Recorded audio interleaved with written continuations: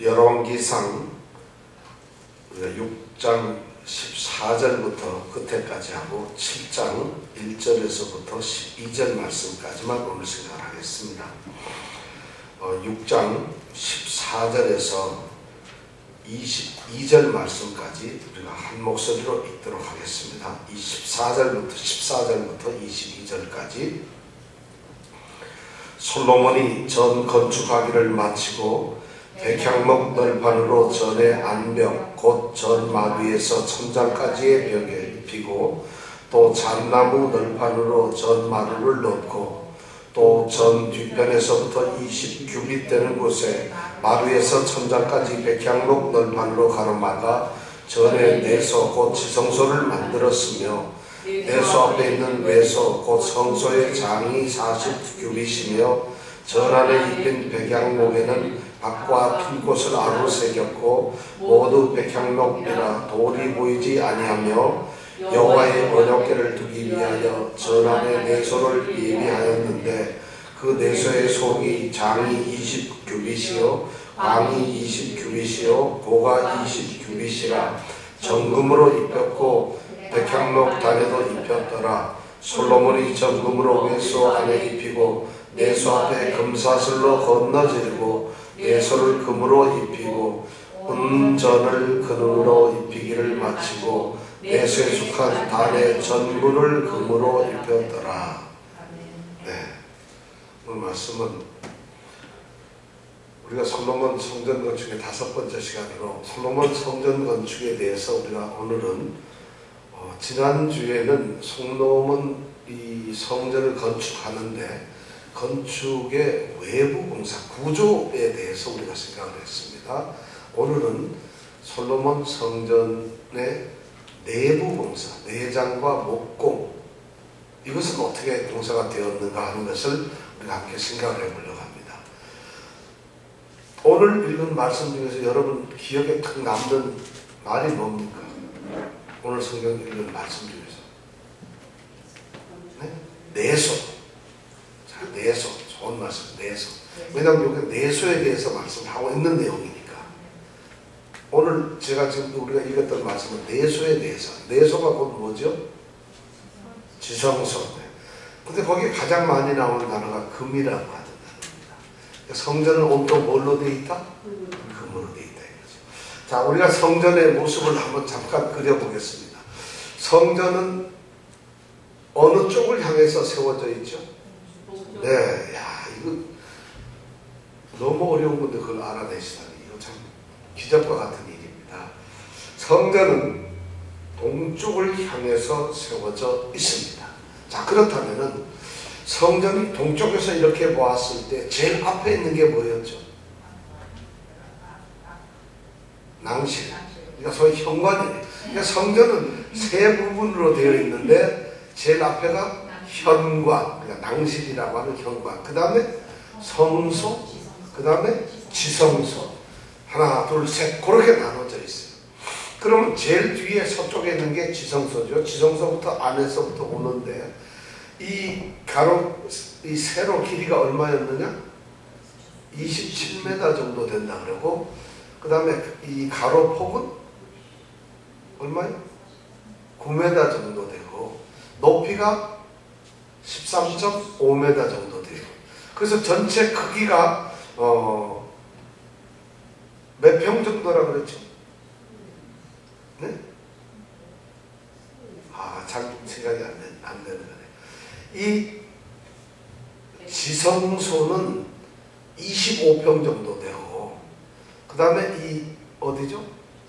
이 성소는 그거보다는 더 크니까 성소는 지성소가 제일 작아요. 그건 75평 정도 되고, 그러니까 전체가 성전 현관을 빼고 나면 딱 100평 정도의 건물입니다. 그러니까 지성소 하나님의 법궤가 들어있는, 언약궤가 들어있는 곳은 25평. 그래서 이 25평이 국민주택 규모라고 제가 늘 말씀을 드렸죠. 자, 그렇게 우리가 먼저 생각을 해야 됩니다.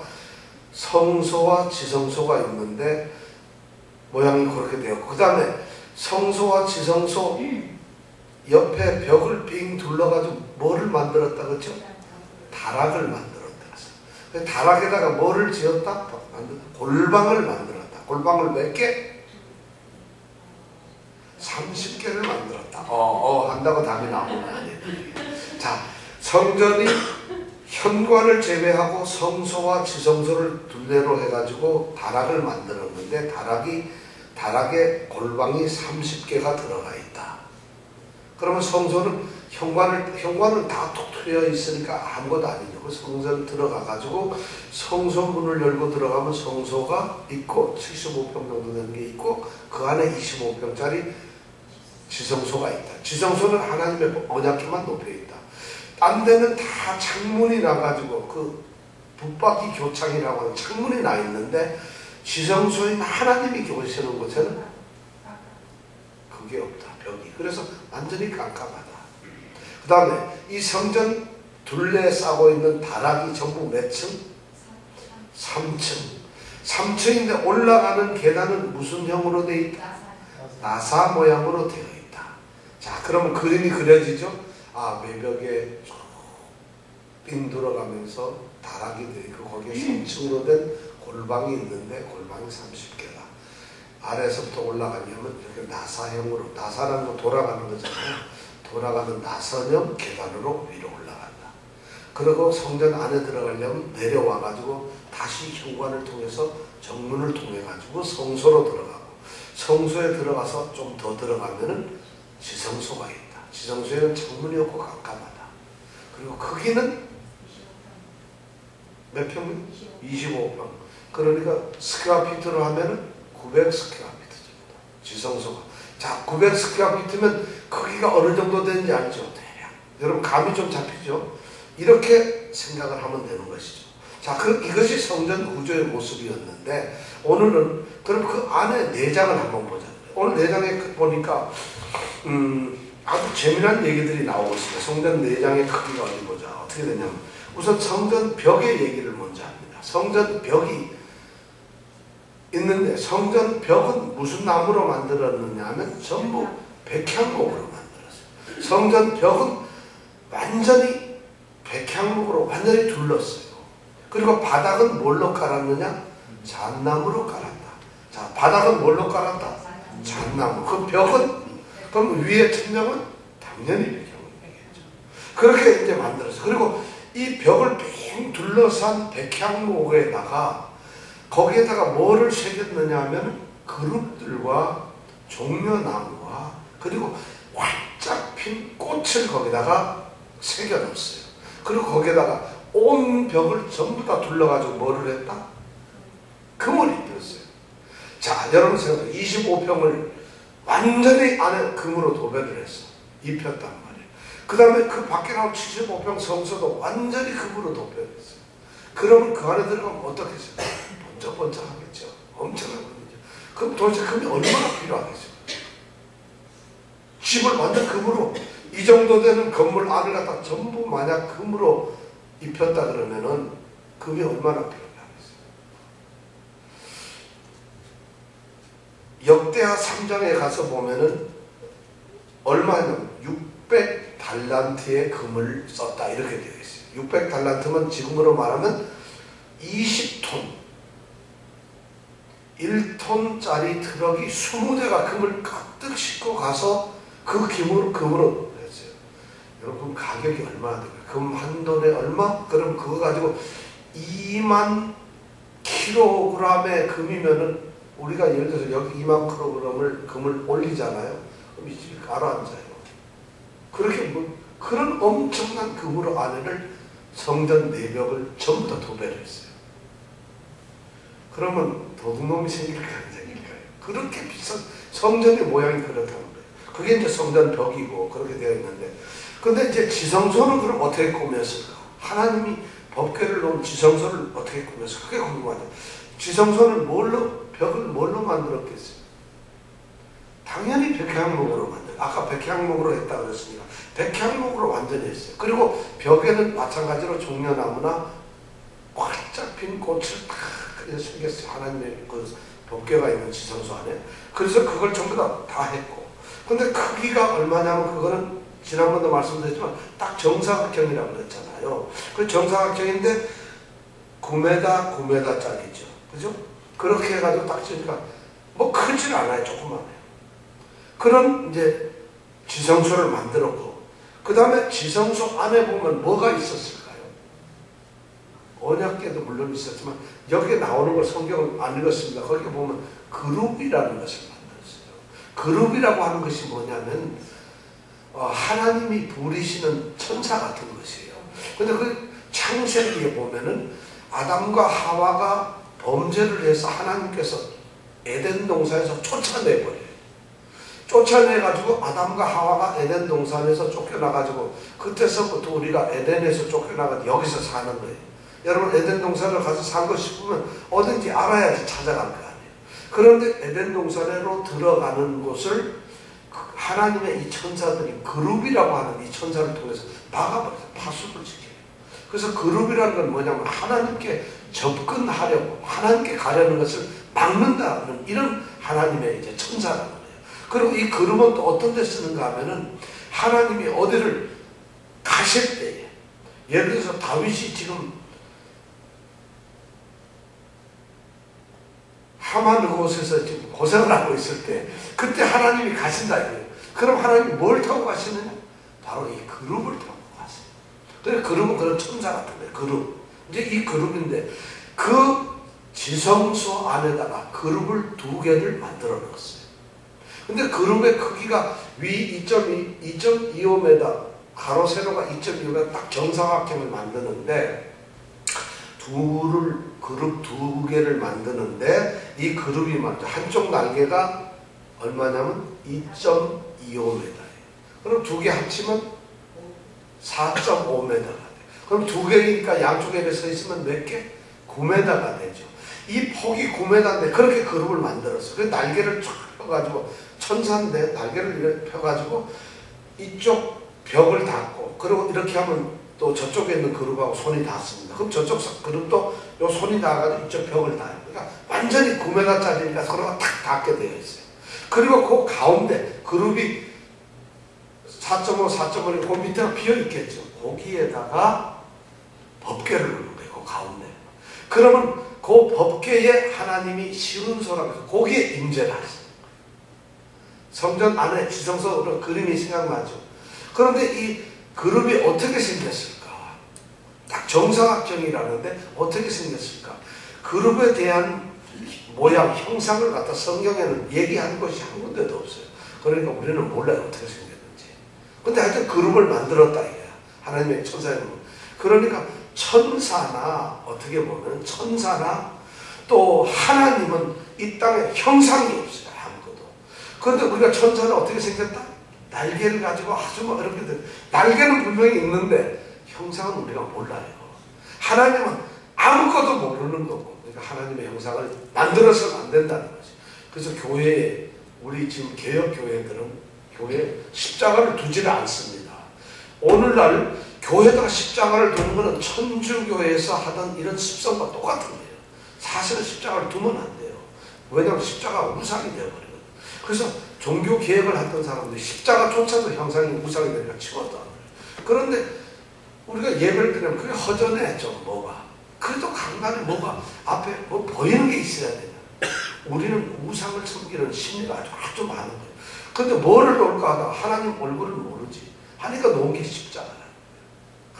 그리고 십자가 그거 이렇게 보면 오늘 제가 저기 아틀랜틱시티 거기 어디 양지교회라고 하는 데를 갔는데 거기 들어가니까 교회가 아주 아담하게 정말 잘 꾸며놨는데 가운데가 딱 십자가예요. 근데 십자가가 왜 네온사인 비슷하게 어디 이런 데 가면 막 번쩍번쩍하는 이런 거 있죠. 그런 걸로 돼 있어. 그래서 야 너무해. 그래서 그런 거 하는데 같이 예배를 드리는데 반주자가 없어요. 거기는. 그러다 보니까 뭐를 하냐면 이 반주기를 갖다 틀어줘요. 근데 그게 노래방 기계 비슷하게 돼가지고 쫙 지나면서 척척척척 이러면서 들어가더라고. 근데 피아노 그 반주가 좀 찬송가 반주는 좀 경건해야 되는데 노래방 반주예요. 잔잔잔잔잔잔 이러는데 찬송을 하는데 십자가도 반짝하고 있지. 노래방 완전 반짝하니 야 그러니까 우리 저 선배 중에 그러니까 저보다 한 45회 정도 선배 되시는 목사님이 이거 교회가 이러면서 소리를 질러요. 그래서 이해가 하는데 우리는 뭐 영성이 약해서 아무렇지도 않아요. 근데 십자가를 놓는 것 자체가 우리 개혁교회에서는 용납이 안 되는 거예요. 사실 잘못된 거예요. 근데도 우리 장로님 십자가를 놓아야죠. 그러다가 교회에서 새로 건축해가지고 좀 깨어있는 목사님이 십자가를 치우고 강단만 놓고 이렇게 또 강단도 옆에가 아니라 옆에다가 이렇게 구석에다 탁 놓고 가운데 안 놓고 탁 위잖아요. 그러면은 사모님서부터 장로님, 권사님 전부 교회가 이러면 안 됩니다. 십자가도 없는 교회가 어디 있습니까? 놓으세요. 우리도 모르게 아직도 잘못된 신앙을 가지고 있다. 천주교에서 쓰던 우상을 그대로 생각합니다. 한국교회가 처음에 천주교가 먼저 들어왔기 때문에 습관적으로 그렇게 했다. 이런 얘기하면 아유 저 목사 망령되어 십자가를 없애자니 교회에서. 우리 개혁교회 종교개혁이 500주년인데 그런 게 없습니다. 놔서는 안 되는 거예요. 근데 그래도 심정적으로 놔요. 제발 여러분들 십자가가 보이더라도 우상으로 보시지 말기 바랍니다. 그 십자가는 우리를 구원해 주는 것도 아무것도 아닙니다. 나무에 짰는데 그게 무슨 우리를 구해 주겠어요. 그 십자가 형틀과 같은데 달리신 예수님이 우리를 구원해 주는데 우리는 십자가를 우상으로 생각해요. 목걸이도 만들고 귀걸이도 코걸이도 만드나요? 십자가로. 그리고 십자가 들고 다니면 무슨 큰 신앙인 것처럼 자랑해. 십자가. 차에도 십자가 걸어놓고 집에도 그래서 십자가 하나 걸어놔야지. 우리가 그런 게 있다. 이렇게 돼 있어요. 근데 그것이 이제 우상이에요. 그러면 그런 모양들이 없어요. 그래서 그게 중요하고 그리고 법궤를 하고 그 다음에 지성소로 다시 들어갑니다. 지성소 문을 만들었는데 문은 뭘로 만들었을까? 나무는 감람나무로 만들어요. 그러니까 지성소는 벽이고 문이고 뭐고 전부 감람나무 올리브나무죠. 근데 그게 재료로서 너무 중요해요. 그리고 감람나무 자체가 이 히랍 사람들, 이 사람들은 감람나무가 자기의 신상, 신의 모양을 만드는 나무로 썼어요. 그러니까 이 유대인들도 아마 그런 것을 옛날 고대는 다 똑같이 썼는가 봐요. 그 문짝을 만드는데 문짝 2개를 만들었어요. 그리고 거기에다가도 종려나무, 아까 말한 그룹들, 그 다음에 활짝 핀 꽃, 이런 꽃송이를 거기다 그려놓고 그걸 다 그분 입혔다. 무슨 나무로 만들었다? 문짝은? 감람나무. 예. 벽은 무슨 걸로 만들어? 무슨 나무로 만들었다?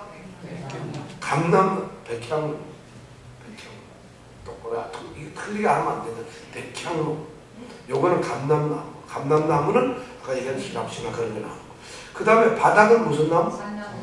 잣나무, 백향목, 감람나무. 자, 요걸 기억을 해주세요. 그 다음에 이 문짝을 만들어 놓고는 지성소로 들어가려면 성소에서 지성소로 가야 되잖아요. 그 문 있는데 거기에다 금사슬로 쫙 이렇게 늘려가지고 막아놨어요. 그거는 장식이 아니라 금사슬을 통해서 여기는 함부로 들어와서 안 된다는 것을 상징을 주는 거예요. 그러니까 하나님께 나아가는 사람은 함부로 무슨 옆집 아저씨 만나지 하나님 하고 이렇게 만나는 게 아니라는 것이에요. 이 말은 뭐냐면 하나님을 만날 때는 언제든지 우리가 나아갈 수 있지만 하나님을 만나면 두려움과 경외함을 나가요. 근데 오늘 우리 신앙이 오늘날에 아주 최근에 나와서 신앙이 우리 주님이 누구예요? 친구처럼 됐어요. 예수님은 친구입니다. 예수님은 다정하게 우리를 안아주시고 이러다 보니까 예수님이 무섭지가 않아 하나도. 이분은 하나님도 무섭지가 않아요. 법을 어겨도 하나님의 성경 말씀을 어기고 섬기지 않고 예배 빠져도 하나님은 즐거우신 분이고 기쁜 분이에요. 그렇지 않아요. 그러니까 이 유대인들이 생각했던 그들이 섬기는 여호와 하나님은 엄청나게 두려운 분이에요. 왜냐하면 전쟁할 때 그분이 적을 무찌르는 걸 봤잖아요. 자기네들이. 그리고 그분이 잘못되면 아간이고 누구 바로 쳐다려서 죽여버리는 걸 봤잖아요. 바로 벼락을 맞서 죽는 걸 봤는데 그러니까 하나님은 너무 두렵고 존경하고 그러니까 하나님께 제사라는 건 두려워서 먹어서 속죄하는 이런 것이 제사였어요. 근데 오늘날 예배는 그렇게 예배는 예배가 우리 너무 무거워요. 좀 즐겁고 할렐루야 여러분 아멘 이런 예배만 좋아한다는 게 이건 예배가 아닙니다. 이거는 하나님 앞에 나아가는 것은 정말 경외하는 아주 존귀하신 하나님 앞에 나가니까 우리가 두렵고 떨므로 나가야 되는 것이 예배. 근데 오늘 예배가 그런 것이 없어져 버렸어요. 참 안타깝죠. 그러니까 문짝을 할 때 그렇게 만들어. 그 다음에 금사슬이고, 그 다음에 지성소 바로 앞에 그 문 앞에는 제단을 만들었어요. 이 제단은 감람나무로 만들었는데, 그러니까 문짝하고 이거는 감람나무로 만들었죠. 그래서 거기는 향단이라고 해서 여기다가 향을 피우는 게 있어요. 지성소 바로 앞에. 그런데도 이 향단은 지성소를 소개할 때 지성소 마치 안에 있는 것처럼 이 향단을. 왜 그렇게 얘기를 하냐면 향단은 향을 피우는데, 이 향을 왜 피우느냐 하면은 향을 피우면 뭐가 나죠? 향의 연기가 나죠. 그 연기가 지성소 안으로 들어갑니다. 그래서 지성소는 어떻게 되죠? 가뜩이나 깜깜하고 아무것도 없는데 들어가서 금이, 만약 난 금으로만 칠해진 방을 한 번도 못 가봤어요. 여러분 가봤어요.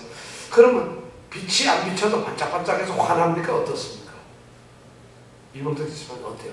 어떤 방이 금으로 완전히 막 칠해졌는데 빛이 하나도, 창문도 없어. 그럼 환해요? 깜깜해요?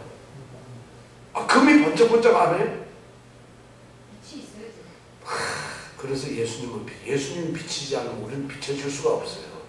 그래서 금인데, 금이라도 어둡잖아요. 근데 그럼 어두우면 깜깜해서 아무것도 못 보는데, 그것도 하나님을 뵙는 게 두려워가지고 거기다 다시 향불을 피워서 연기를 띄웁니다. 연기가 자욱하면 잘 보여요, 안 보여요? 연기도 안 보이지, 깜깜해도 안 보이지. 그런데 대제사장이 하나님을 만나면서 들어간다. 그만큼 하나님을 만나는 게 두려워요. 제가 항상 말씀드리죠.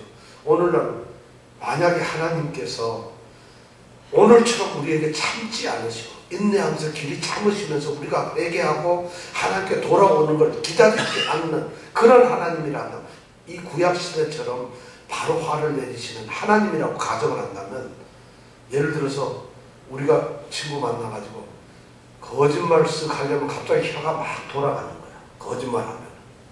그럼 입이 뻣뻣해져. 이런 형벌을 내린다고 가정해보세요. 이정근 집사님이 오늘 뭔가 안 봐야 될 걸 눈을 어떻게 이렇게 봤는데, 그건 예를 들어 나쁜 걸 봤다 이거. 그럼 갑자기 눈알이 물렁물렁 나온다고 하나님이 벌을 내려가지고. 자, 그 다음에 우리가 가지 말아야 될 때를 만약에 갔어. 그럼 걸어가는 순간 갑자기 짝뚝짝뚝 거려 꼬꾸라지고 만약 이런다고 생각해요. 하나님이 즉시 벌을 내리니까 잘못하는 거. 그러면은 우리가 이 땅에 살 수 있겠어요? 아무도 못 살아요. 하나님이 만약 잘못한 걸 바로 벌을 내린다면 우리 중에서 살 사람이 아무도 없어요. 전부 다 뭐 눈이 튀어나왔거나 귀가 막 이렇게 됐거나 이상하게 되어 있을 거예요. 무서운 하나님이니까. 누가 하나님 앞에 완전할 수 있겠어요? 그럼 말 안 하면 되지. 복음을 전해야 되는데 안전하고 땀을 가만히 있으면 갑자기 또 입이 막 하는 거야. 이거 말해야 되는 거야, 안 해야 되는 거야. 참 어려울 거예요. 근데 하나님께서는 모든 걸 다 참으시니까 우리가 잘못해도 눈도 멀쩡하고 귀도 멀쩡하고 다리도 멀쩡하고 하나님 참 좋으신 분이에요. 근데 유대인들은 하나님을 그렇게 생각하지 않았어요. 정말 무서운 하나님. 그러니까 성경에 보면은 질투하시는 하나님. 질투라는 건 뭐예요? 내 백성이라고 너무 사랑했는데 이 사람들이 우상을 섬기고 하나님 율법을 안 지키는 거예요. 그러면 하나님이 생각하죠. 나는 온통 나의 모든 것을 줘서 사랑을 하고 내가 그 사람한테 모든 것을 하나님이 쏟고 있는데 딴짓을 하는 거예요. 쟤는 나한테 주는 게 하나도 없는데 하나님은 일방적으로 사랑을 하는데, 그러니까 뭘 하세요? 질투를 하는 거예요. 너무 사랑해서 질투하니까 벌도 주고 채찍도 주고. 그러니까 이스라엘은 그런 하나님을 알기 때문에 제사가 두려운 거예요. 자, 그런 바로 지성소는 그런 개념을 우리에게 던져주면서 정말 존귀하고 아주 엄미하고 영광스러운, 정말 그런 경외스러운 그런 하나님이 계시는 곳이에요. 거기에 뭐가 있을까요? 언약궤가 있어요. 하나님의 언약궤라는 건 뭐냐면 하나님의 언약이, 그리고 하나님이 거기에 계신다는 임재를 말하고 있어요.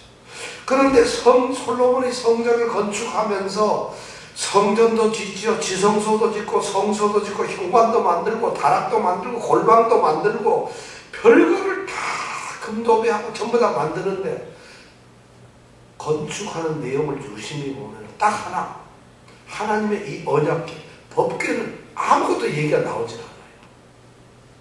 법궤는 누가 만들었겠어요? 모세가 만들었잖아요. 모세 시대에 돌판 율법을 주면서 이것을 법궤 안에 두어라 해서 성막 안에 자기들이 천막을 치고 그 안에다가 법궤를 만들어 넣었었잖아요. 그리고 거기에 돌판을 넣었잖아요. 그랬는데 그 만들어 놓은 그 법궤를 갖다가 모세가 만들었던 거 지나가지고 솔로몬까지 오면은 무리가 400년이 넘게 지난다. 그러면 그 법궤가 어떻게 됐을까? 400년 된 법궤 썩었을까 안 썩었을까? 400년이면 썩어야 당연히 무슨 나무가 어떻게 되죠. 그런데 솔로몬이 성전을 건축하는 데 있어서 법궤 얘기는 한마디 안 나와요. 그 얘기는 뭐냐? 법궤를 옛날에 모세가 만들었던 그 법궤 블레셋에서 뺏겼다가 다시 찾아온 법궤 다윗이 찾아와서 다윗 성에다 놔뒀던 그 법궤를 하나도 손도 안 대고 그대로 옮겨다가 어디다 놨다? 지성소에다 놨다는 것이. 이것이 무엇을 말하겠어? 다른 것은 다 건드려도 되는데 법궤는 어제나 오늘이나 동일하다. 하나님의 임재와 하나님의 약속과 하나님이 우리에게 약속하신 거, 더 중요한 건 하나님께서 우리에게서 말씀하신 하나님의 율법과 계명은 조금도 달라지지 않게 약속이 그걸 상징하는 거예요. 어떻게 400년 된 법궤를 갖다가 고칠 생각을 안 해요. 어쩌면 성전 짓으면서 가장 먼저 해야 될 게 법궤를 새로 금으로 도배해가지고 우리가 감람나무로 해서 착 해서 니스 칠하고 빼바로 밀고 해서 잘 만들어야 될 거 아니에요. 근데 법궤는 건널지도 못하는 거예요. 그러니까 새로 만들 수가 없잖아요. 어떻게 법궤를 만들어요? 하나님이 성전 건축을 하라는 그 디자인 설계도를 갖다가 다윗을 줘가지고 다윗이 솔로몬에게 넘길 때 법궤에 대한 걸 하나님이 안 주셨다는 얘기예요. 주셨다면은 당연히 만들었겠죠. 하나님의 그 의미가 뭘까? 법궤는 절대로 우리가 함부로 할 것이 아닙니다. 이 성전 건축에서 엄청난 숨어있는 의미가 있다는 거예요. 그러니까 교회에서 하나님의 말씀을 왜곡해서 안 돼요. 하나님의 언약을 의심해서도 안 됩니다. 법궤는 항상 처음부터 동일합니다. 영원토록 하나님의 약속은 그걸 여러분들 기억해 주세요. 자, 그럼 지성소가 있고 지성소에는 대략 이제 아까 그룹이 있다 그랬죠? 그 다음에 법궤를 놨다 그랬죠? 그룹이 양쪽에 손 닿아가지고 벽에 딱 닿고 있으면 날개를 펴고 있으면 그 밑에 바로 법궤가 있다 그랬죠. 그리고 그 앞에 향단이 있다 그랬어요. 자, 그럼 성소, 그 다음에 밖에 나오면 지성소에서 나오면 성소, 성경에 보면 외소라고 그러는데 여기는 문짝도 만들었어요. 여기 문짝도 감람나무로 만들었어요. 여기서 그래가지고 문설주를 감람나무로 만들고 이 밖에 있는 현관에서 성소로 들어가는 문짝, 아까는 성소에서 지성소로 들어가는 문짝이에요. 이번에는 현관에서 성소로 들어가는 거.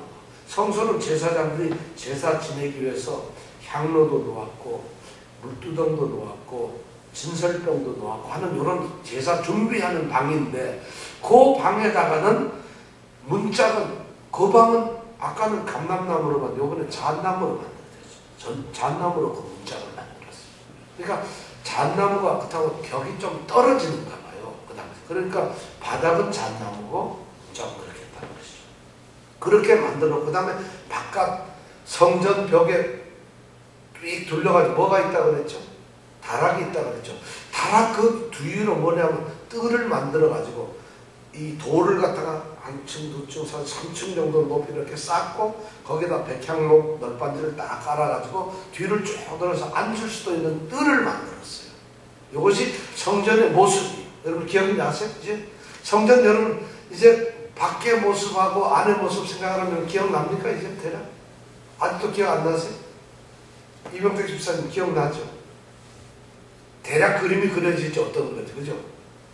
왜냐면 전기를 하시니까 이건 뭐 기본이죠. 그래서 앞으로 이 성전, 성막 얘기하면은 여러분 바로 그림을 성전은 이렇게 돼 있구나. 우리가 성전이 어떤 그런 것을 기억해 주십니다.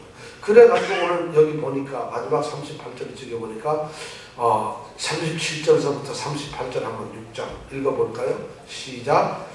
제4년 10월에 여호와의 전 기초를 쌓았고 제11년 8월 곧 8월에 그 설계와 식양대로 전이 다 피력되었으니 솔로몬이 전을 건축한 동안이 10년이었더라. 솔로몬이가 자기 성전을, 하나님 성전을 몇 년 동안 지었다? 근데 여기 딱 보니까 2월에 시작해서 8월에 끝났으니까 7년은 아니고 7년 6개월이 걸렸다. 2월에서 8월에 끝났으니까 7년 6개월이 걸렸다는 것이에요. 그래서 솔로몬 성전이 7년 하고 6개월이 걸렸어요. 이렇게 해가지고 열왕기상 6장은 성전의 구조와 성전 내부가 어떻게 생겼는가를 우리에게 다 얘기를 해주고, 그러면서 마무리를 딱 해서 성전이 다 지어졌다 이렇게 얘기를 합니다. 그리고 7장으로 넘어갑니다.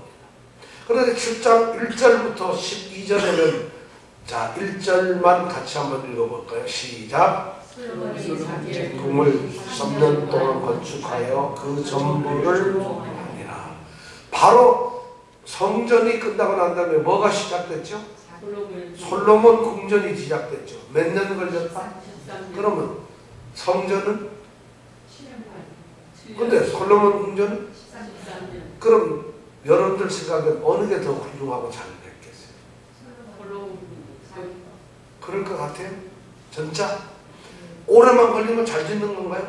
아니 모임을 앉아가지고 일꾼들이 땡깡 부리면 공사가 준비돼서 오래 갈 수도 있는 거 아니에요? 왜 자그마치 13년이 걸렸어? 솔로몬이 자기 왕궁을 짓는 데는 13년이 걸렸어. 그런데 성전은 7년 반밖에 안 걸렸어.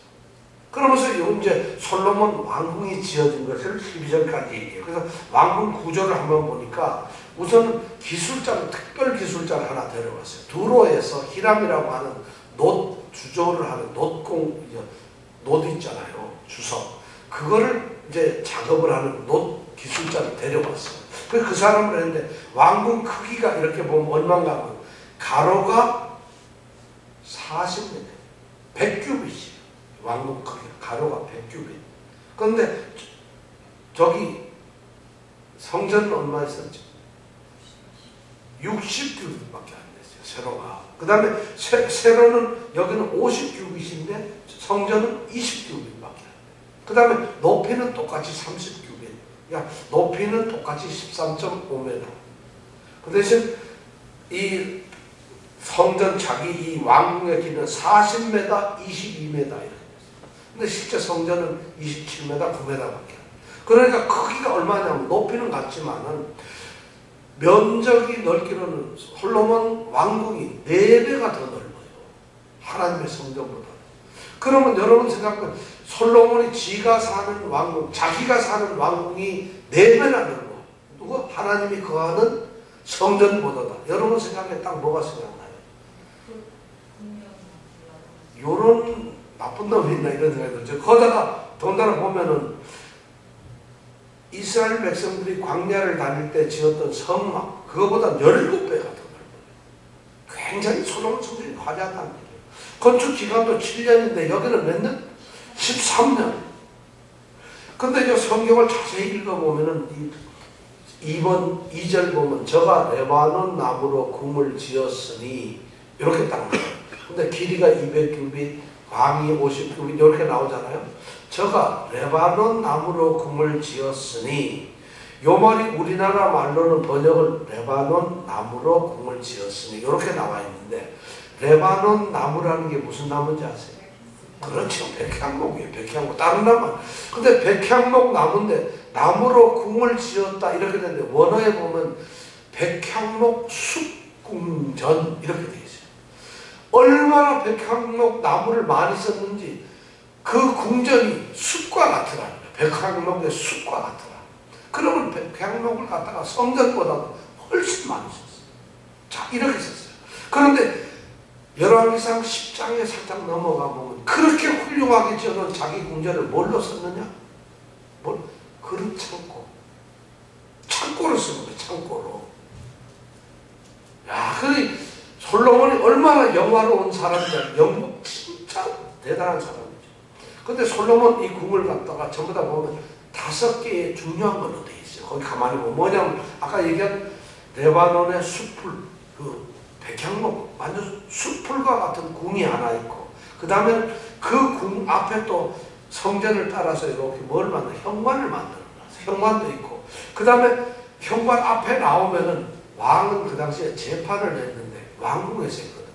그러니까 재판을 하기 위한 재판정이 있어요. 그걸 만들어놨고 그 다음에 그 뒤에 가면 뭐가 있냐? 자기가 산 궁전을 만들었어요. 그리고 그 옆에 똑같은 크기 의리의리한 궁전을 하나 더 지었는데 그게 뭐였냐면 자기 아내 바로의 딸의 궁전을 거다 지어놨어요. 바로 딸을 세상에 이스라엘의 이 왕이 바로의 딸을 아내로 삼은 것도 문제가 되는데 그 딸을 위해서 하나님 더 웃기는 것은 성전과 예루살렘에서 성전하고 솔로몬 왕궁은 한 터 안에 있어요. 같은 곳 안에 있어요. 근데 그 안에 바로의 궁전까지 있다. 왕궁. 그럼 이게 좀 심각한 문제 아니겠어요? 자, 그럼 질문을 제가 하나 드릴게요. 왕궁이 왜 성전보다도 더 오래 걸렸을까요? 왜 오래 걸렸을까요? 여러분, 여기 대답은 하나도, 여기 해답은 없는데 우리가 성경을 통해서 찾아보세요. 왜? 맞습니다. 솔로몬이 지금 성전을 지었고 자기 왕궁을 지었는데 성전 짓는 것은 자기 아버지 다윗서부터 전쟁에서 금도 가지고 오고 그 다음에 다윗이 성전을 짓기 위해서 이미 나무며 목재며 재료를 상당히 준비를 다 했어요. 몇 년 전부터 수년 전. 그러니까 모든 것이 준비가 다 돼 있어요. 근데 솔로몬이 자기 궁전을 짓기 위해서는 아무것도 준비한 게 없어요. 그러니까 그때 준비하려니까 재료 구하기가 더 힘들었어. 그래서 20년 걸렸다. 이집트에 있는 어떤 궁전은 200년 걸려서 지은 것도 있어요. 그러니까 여기서 뭐 20년 13년은 아무것도 아니죠. 20년 넣는 것도 굉장히 빨리 걸렸음에도 불구하고 우선 자료 준비가 안 돼 있었어요. 그 다음에 성전을 질 때는 전국에서 일꾼을 동원해가지고 3만 명, 2만 명 막 동원했잖아요. 근데 그 일꾼들이 7년 동안 일을 하고 또 일을 하려면 13년을 또 일을 하려면 힘들잖아요. 그래서 능률이 좀 안 올랐을 것 같아요. 그리고 크기가 우선 또 달라고요. 그래서 시간이 좀 더 걸렸어요. 그러다 보니까 시간은 훨씬 더 걸리고 크기도 훨씬 더 크고 화려함도 더 화려한 궁전인데 놀랍게도 재밌는 것은 성전을 지은 것은 6장 전체를 차지해서 38절까지 나가는데 그리고 14절 우리가 오늘 12절까지 읽었는데 13절서부터는 성전에 쓰는 사용 기구며 이런 내용들이 또 나와요. 그래서 7장 마지막까지 또 51절까지 계속 성전에 있는 걸 써요. 근데 솔로몬 이 궁전은 자기 왕궁은 그렇게 화려하고 크고 오래 지었는데도 12절로 간단히 끝내버리고 말아요. 이런 왜 그러느냐? 요거는 하나님의 성전이 훨씬 더 중요하다는 것이에요. 아무리 세상이 훌륭하다 해도 하나님의 성전이 더 중요하기 때문에 이거를 간단히 이렇게 만들고 마는 거예요. 그리고 더 중요한 의미는 성전 터에다가 성전뿐만 아니라 왕궁을 거기다 같이 넣은 이유는 솔로몬 궁전을 넣은 이유는 이스라엘의 진정한 통치자는 누굴까? 하나님이라는 것을 보여주기 위해서 그렇게 성전을 그렇게 만들었어요. 그렇지만은 그렇게 생각을 하지만 이 열왕기상 7장을 기록한 이 저자는 사실 좀 다른 의도가 있는 것 같아요. 여러분 생각하세요. 7년 동안 성전을 짓고 다 지은 다음에 뭐를 하겠어요? 왕궁을 짓겠죠. 성전 지으면서 왕궁도 같이 짓진 않을 거예요. 왜냐하면 그런 공사가 엇갈리니까. 그럼 성전 7년 다 짓고 왕궁을 또 지어요. 그렇잖아요. 그러면 상식적으로 성전 다 짓고 왕궁도 다 짓고 난 다음에 7장 1절부터 12절에 나오는 솔로몬 왕궁을 지었다는 얘기를 해야 될 텐데 솔로몬 궁전 얘기를 왕궁 얘기를 하고 난 다음에 다시 또 13절부터는 성전 건축 얘기를 또 한단 말이에요. 이건 좀 얘기가 부자연스러운 거예요. 왜 그렇게 했을까? 차라리 성전 지은 거 다 지어놓고 솔로몬 성전 지어놓고 그리고 8장에 올라가면은 뭘 하냐면 예루살렘 성전을 갖다가 이렇게 봉헌식을 성전을 지었으니까 봉헌식을 하는 게 8장에 나옵니다. 그럼 거기 가서 이 왕궁 얘기를 해주던가 성전 짓고 난 다음에 근데 요 사이에다가 12절까지 살짝 끼워 넣었어요. 그래서 이걸 성경학자들은 좀 궁금해. 왜 이렇게 넣었을까? 7년밖에 안 걸린 성전과 13년 걸린 걸 갖다가 이게 대비를 시키면서 여기 넣은 것은 이유가 있을 것이야. 왜 그랬을까? 그렇게 생각하다 보니까 이 저자는 아까처럼 그렇게 훌륭한 긍정적인 이야기도 있지만 하나님의 전을, 하나님의 통치라는 개념도 가지고 있지만 한편은 이렇게 생각합니다. 솔로몬의 생각이 달라졌다. 틀렸다. 열왕기상 5장에 보면은 솔로몬이 성전을 건축하기 위해서 5장 3절부터 6절까지 하나님께 맹세를 합니다. 하나님, 제 아비를 그렇게 지켜주셨죠. 아비와 내 아비 다윗과 약속을 하셨죠. 성전을 짓게 하셨죠. 근데 저한테 저 성전을 짓게 하시고 온 나라를 다스려 태평스럽게 하고 이웃 나라 전부 조용하게 했는데 제가 이제 성전을 정말 전심을 다해 나의 생명 다해서 성전을 짓겠습니다. 이렇게 약속을 했는데 이 저자가 열왕기상을 쓴 저자는 다시 말해서 옛날로 말하면 역사 사관이 있었다는 것이죠. 역사 사관은 사실대로 쓰게 돼 있어요. 그리고 자기가 종교적으로 판단하게 돼 있어요. 그럼 성령님께서 감동을 해가지고 그 의미를 분명하게 썼을 거예요. 그 얘기는 뭐냐? 솔로몬의 마음이 변했다는 것이죠. 하나님의 성전을 짓는 것이 7년밖에 안 걸리는데 자기 공을 짓기 위해서는 13년이라는 시간을 쏟아가면서 정성을 또 쏟았다는 것이에요. 자기의 기도하고 간절했던 하나님을 향했던 마음이 변해버렸어요. 그래서 세상적으로 인간적인 그런 자기에 대한 관심이 하나님에 대한 열정보다도 훨씬 커져버렸다는 얘기예요. 마음이 달라져요.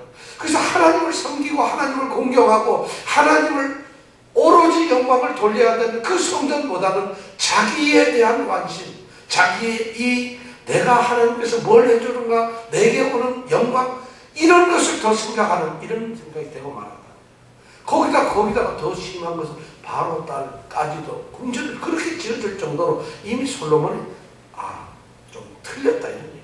거기다 여기 솔로몬 짓는 걸 저희들이 안 읽었습니다. 보면 세상에서 가장 귀하고 가장 좋은 석재, 목재, 돌하고 나무를 온통 쏟아붓다시피 하고 지었어요. 그런 걸 이 열왕기상 저자는 그걸 보면서 솔로몬이 아무리 훌륭하다 할지라도 이것을 갖다가 지금 비판을 하고 있는 것이에요. 이렇게 기록을 하고 있어요.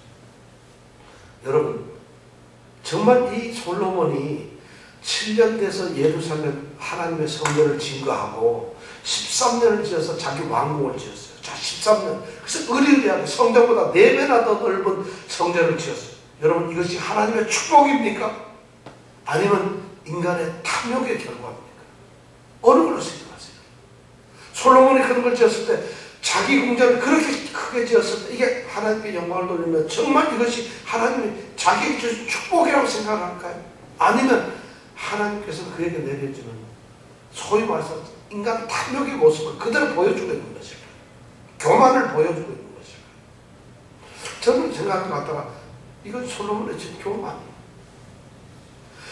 왜냐하면 신명기에서 율법에 보면은 하나님께서 세우시는 이스라엘의 왕은 3가지를 많이 해서는 안 되죠. 뭐였죠? 제사를 많이 가져요. 여자를 많이 가지면 안 되죠. 말을 많이 가지면 안 되죠. 금을 많이 가지면 안 되는데 솔로몬은 자기 궁도 똑같이 막 어리하게 금을 하는 거예요. 하나님은 지금 통탄한 마음을 성전을 지어놨지만 여러분 생각을 해보세요. 말은 그렇지만 솔로몬이 하나님께서 가르쳐준 그 설계도대로 지었다 하지만 그럼 우리 같으면 어떻게 했어요? 성전을 그렇게 짓는다면 우리는 어떻게 생각하세요? 자기의 왕국을 짓는다면 역시 내가 성전보다 더 크게 지어야지 이렇게 하겠어요? 안 돼. 지금 저자는 그걸 여기다 기록한 거예요. 물론 솔로몬은 지금 어떤 마음이 있는가 하면 하나님이 가장 위대한 신이니까 성전을 지어드렸어요. 그런데 자기는 이 세상에서 가장 위대한 왕이니까 나도 이런 걸 지어야 되겠다. 그리고는 성전터 안에다가 하나님의 전과 자기 집을 똑같이 지어놓고 속으로는 하나님의 전은 하나님이 이렇게 지어달라 했으니까 난 이렇게만 짓습니다. 그러나 나는 위대한 왕이고 할 일이 많으니까 상상도 안 하고 엄청난 것을 지어버린 거예요. 인간이 문제가 됐어요. 그러면서 이 7장 1절부터 12절까지 솔로몬 궁궐, 왕권, 이 왕국을 지은 기사를 이렇게 쭉 12절까지 읽어보면은 우리가 발견할 수 있는 것은 거기에는 솔로몬이 하나님께 그렇게 간구했던 지혜가 보이질 않습니다. 하나님께 모든 것을 바치겠다는 충성이 보이질 않습니다. 그리고 보이는 것은 솔로몬의 부귀가 보여요. 솔로몬의 명예만 보입니다. 솔로몬이 얼마나 부귀한가, 얼마나 명예가 높아졌는가, 솔로몬이 얼마나 지금 그렇게 영광과 화려해졌는가만을 7장에서 보여주고 있다는 것이에요. 즉 의도적으로 저자는 그것을 튕겨놓았어요.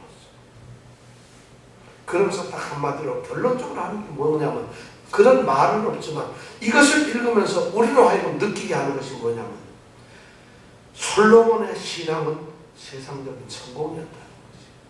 세상이 더 그에게 더 중요했다는 것을 우리에게 얘기해 주고 있는 것이에요. 솔로몬의 성전이, 그런데도 유대인들이나 이 사람들은 자기 조상들 그 하나님의 참 뜻을 모르고 솔로몬의 그 영화를 찬양할 일이 아니라는 거죠. 오늘날도 보면 솔로몬처럼 솔로몬처럼 뭐 영화, 이거 그런 게 아니라, 솔로몬 하나님께 간절히 구했던 지혜와 하나님께 바쳐 성전을 짓겠다는 그 간절한 마음은 어느덧 흔적도 없어지고, 이 7장 1절부터 12절에 우리에게 던져주는 말은 너의 신앙이 도대체 뭐냐, 네가 정말 하나님께 간구하고 지혜했던 게 뭐냐, 이 백성 다스리기 위한 지혜라고 말은 그렇게 했지만 너는 이미 세상을 향하는 눈을 가지고 있고, 너의 탐욕스러운 교만한 너의 그런 것을 부와 명예를 채우기 위한 완전히 세속적 덩어리를 맡기고 있지 않았느냐 하는 것을 우리에게 알려주기 위해서 이 7장 1절부터 12절을 쓰고 있어요. 성경 기사를 이렇게 보면, 그런데 이것을 아직도 이 좀 뭐라고 할까요? 이 기복적 신앙을 가지고 이런 분들은 어떻게 얘기를 하냐면, 이걸 갖다가 솔로몬 하나님이 축복하셔서 이렇게 큰 성전을 짓고 이렇게 위대한 왕궁을 지었다, 이렇게 생각해요. 실제로 이것은 축복이 아닙니다. 축복이 아니에요, 사실. 솔로몬이 자기가 가진 자기 부에 대한 과시예요. 내가 이제 세계를 평정하고 가장 평화로운 왕이니까 내가 이런 왕국에서 살아야 되지 않겠느냐는 자기 교만을 표시하는 거예요. 마치 주변 국가를 정복한 이 다윗이 자기 군사들은 암몬에 가서 싸움하게 하고 자기는 왕국에서 낮잠 자다가 일어나가지고 어땠죠? 바사바를 보면 타락의 길로 가잖아요. 지금 그것을 우리에게 경고를 하고 있다. 여러분, 하나님이 주시는 축복은 두려워하세요. 축복 주니까 그걸 즐거워하지 마세요. 하나님이 어떤 복을 내리고 만약 돈을 줬다, 이걸 하나님의 축복으로 생각하지 마세요. 여러분, 무슨 일이 잘 될 때 하나님이 나를 축복했구나 이렇게 생각하지 마세요. 그때부터 두려워하세요. 내가 이것 때문에 하나님께 시험 들지 않는가. 아브라함에게 하나님이 100세의 아들을 주었을 때 그 100세의 아들을 통해서 첫 번째 했던 것이 뭐예요? 테스트예요. 네가 이 아들을 더 사랑하느냐, 내가 너에게 이런 건강도 주고 이런 축복도 주고 부도 주고 명예도 주고 형통도 주고 별걸 다 주는데 네가 이것이 너에게 나보다 더 뺏겼느냐 안 뺏겼냐, 이것을 하나님께서 보고 계시다는 거예요. 근데 솔로몬이 결국 거기 넘어지고 말이죠. 그래서 이걸 하고 헌당식, 자랑스럽게 헌당식 8장에 가서 하고 나서 9장서부터는 몰락의 길로 들어가. 그리고 11장에서는 바로 왕국이 깨져버리고 말아요. 그러니까 솔로몬은 집안만 잘못 지어가지고 어떻게 됐냐? 폐가 망치고 나라까지 깨져버리고 마는 거예요. 여러분, 굉장히 중요한 경우를 우리에게 던져주고 있어요. 하나님이 그런데도 축복 주세요, 축복 주세요. 축복 주면은 여러분 갖다가 망합니다. 축복은 간수할 수 있는 믿음의 그릇이 있어야 되고 감사의 그릇이 있어야 된다는 것이에요. 솔로몬이 그것을 잃어버렸을 때, 자기를 드러내려고 했을 때 솔로몬은 아무것도 안 되고 말았어요. 하나님의 성전이 바로 그런 것이에요. 우리가 하나님의 성전이잖아요. 하나님의 성전이라는 것은 내가 하나님이 나한테 거하시고 하나님이 나와 동행을 하시고 하나님께서 나한테 계시기 때문에 내가 뭐든지 잘 된다가 아니에요. 나한테 계시기 때문에 내가 하나님을 섬긴다는 것이에요. 이것이 성전의 목적이라는 것이에요. 그것이 깨어질 때 우리는 성전이 아무것도 아니에요. 이런 은혜가 우리에게 있길 원합니다. 자, 기도하시겠습니다.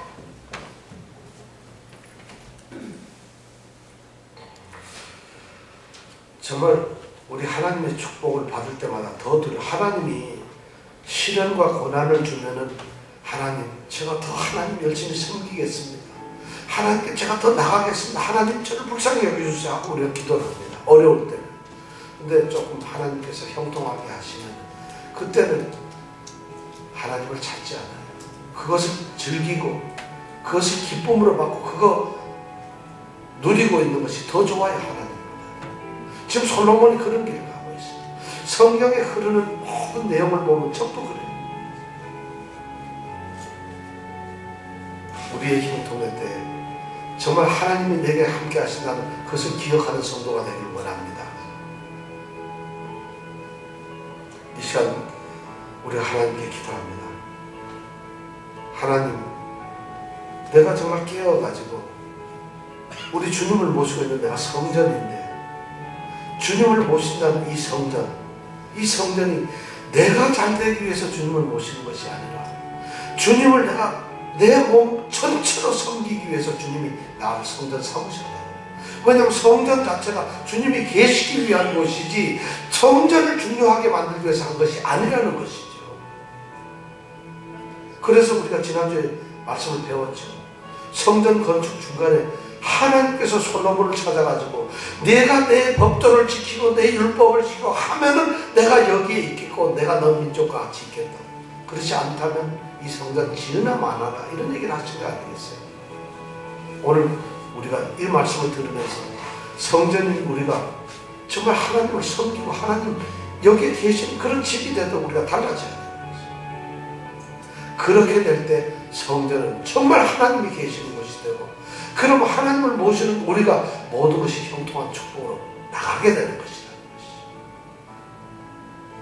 하나님의 성전 정말 하나님이 계시는 성전, 하나님이 내 안에 계신 하나님을 모시고 사는 그 성전이 되게 해달라고. 하나님 그런 축복을 주시옵소서. 아니 그걸 정말 우리가 깨닫고 그렇게 누리게 해달라고 이 시간 함께 기도하겠습니다.